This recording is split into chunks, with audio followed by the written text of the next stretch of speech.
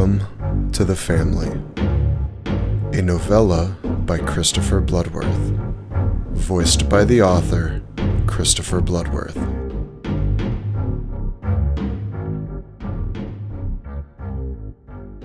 Chapter 4. Once Jesse was all cried out, he took another look around, but this time he looked with a purpose.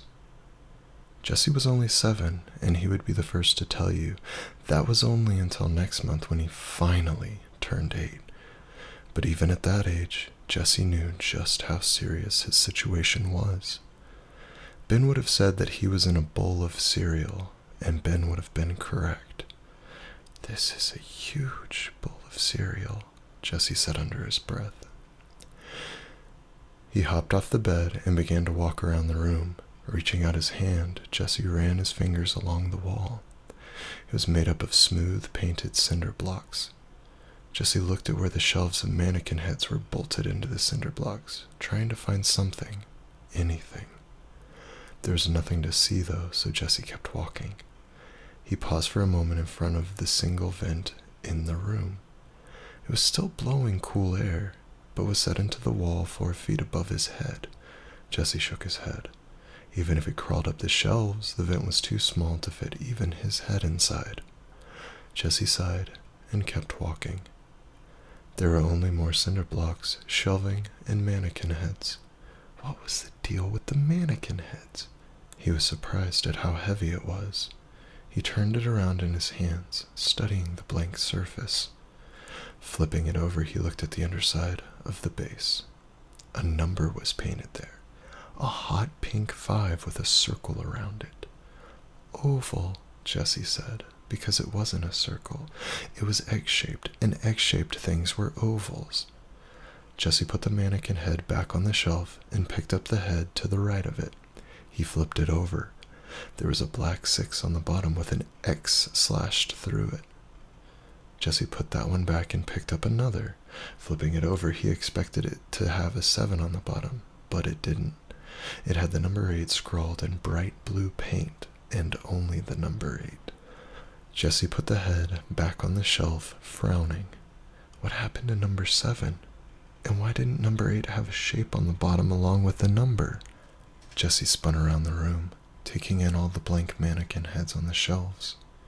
Each wall had 4 long shelves with 8 heads spread across each shelf.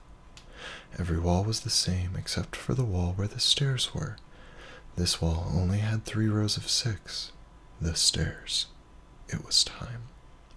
Jesse had been putting it off until now, half afraid that the scarecrow would be waiting at the top of the stairs, standing there in his burlap mask, arms extended out and head cocked, waiting to pounce and gobble him up.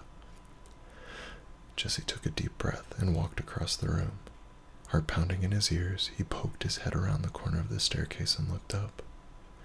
More mannequin heads were set into little cubbies on either side of the staircase.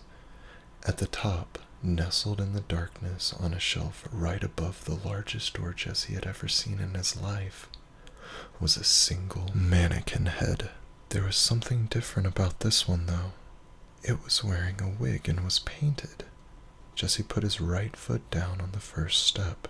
It creaked beneath him, and Jesse's heart started pounding even harder. There was a light switch next to the banister, and Jesse flipped it off. The lights didn't so much as flicker.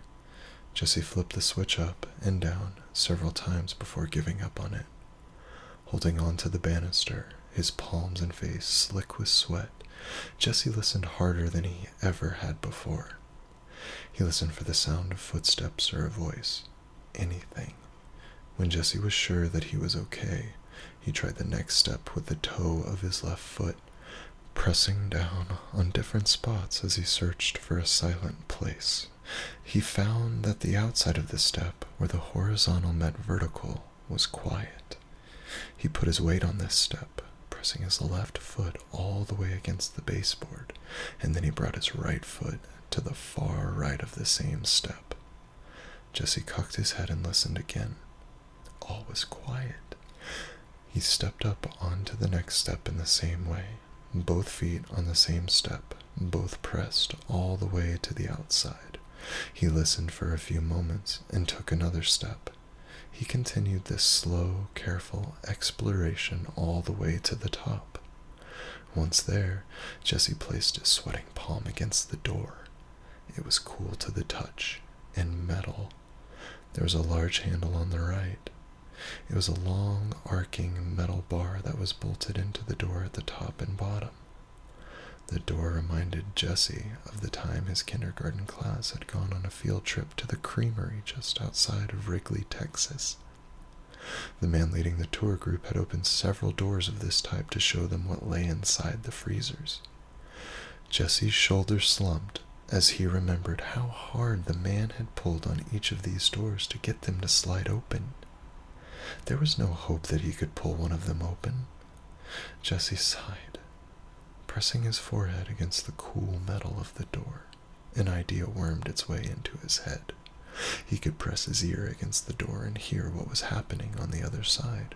Maybe he could even figure out where he was. Jesse turned his head and pressed his ear against the door. All he could hear was a dull hum. It could have been machinery of some sort. Maybe he was in a mill. Jesse frowned, pulling his head away from the door. Where was there a mill in Wrigley? Or for that matter, even around Wrigley? The closest mill that Jesse knew of was in Solo, and that had burned down before he was even born. Jesse was so focused on trying to think of where the closest mill was that he didn't notice the steady, alternating vibration that was growing closer every time it went off. What is that? Jesse thought, pressing his ear back against the door. Loud screeching filled his ear, and Jesse's head never touched the door. His ear pressed into something soft and warm. A belly.